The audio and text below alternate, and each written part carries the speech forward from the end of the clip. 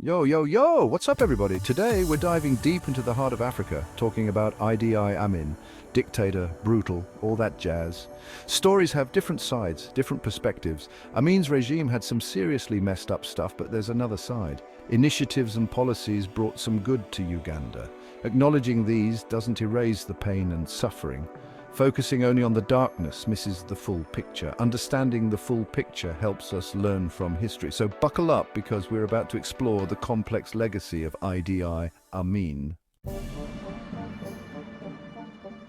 All right, rewind back to 1971. Idi Amin, a former military man, seizes power in a military coup. Amin came from humble beginnings, rose through the ranks of the Ugandan army, and even held the heavyweight boxing title. So when he took over, people were like, okay, military guy, we get it. But then Amin did something unexpected. He started talking about Africanization. Amin kicked out thousands of Asians, mostly Indians, who had been running businesses in Uganda. Brutal, yes, but his argument was that he was giving power back to Ugandans. Local Ugandans took over businesses, got jobs they wouldn't have before. Even Amin's language policy, promoting Swahili alongside English, was seen as a way to unite the country. Picture this. You're Idi Amin, you've just taken over a country. What's the best way to win over the people? Sports. Amin loved sports, especially boxing, but his real passion was football. He poured money into the national team, the Uganda Cranes. The Cranes got better, started winning games, even came close to qualifying for the World Cup. For a brief moment, Uganda was united by the beautiful game.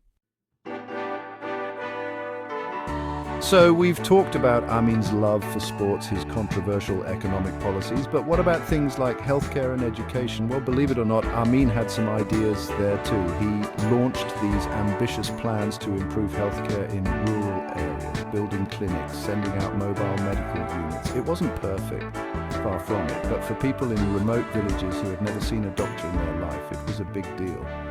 And in education, Amin pushed for universal primary education, even started night schools for adults who couldn't read or write. Now, were these initiatives perfectly executed? Not really. But did they have a positive impact on some Ugandans? Absolutely. All right, let's talk about money, honey. Specifically, Amin's approach to the economy, which can best be described as chaotic good.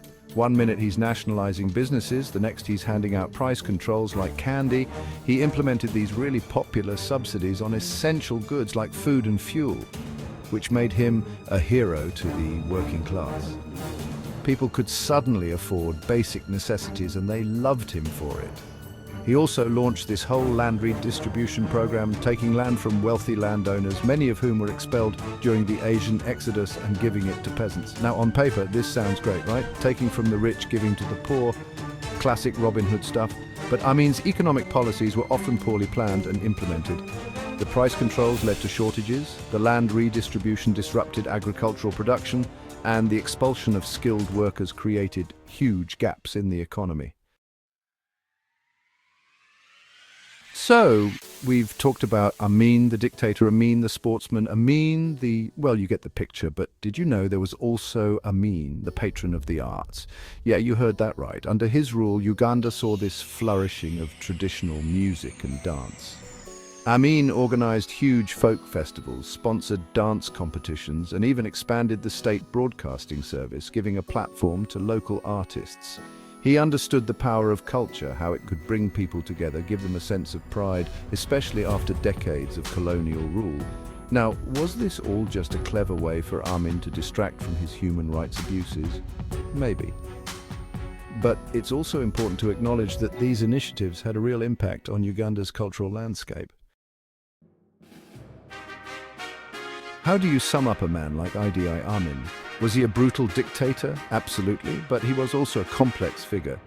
Amin was a charismatic leader, a former military hero. He cultivated an image of a man of the people, standing up to the West. He embraced Pan-Africanism, forging alliances. He even offered to mediate in the Israeli-Palestinian conflict. It was all part of his strategy to solidify power. So there you have it, the story of Idi Amin, a man who defied easy categorization. He was a dictator responsible for countless atrocities, but he also implemented policies that benefited some Ugandans. History is rarely simple. It's messy, nuanced, and full of uncomfortable truths. Idi Amin was both a brutal tyrant and a leader who tried to address challenges. Understanding this complexity is crucial to learn from the past. Let me know in the comments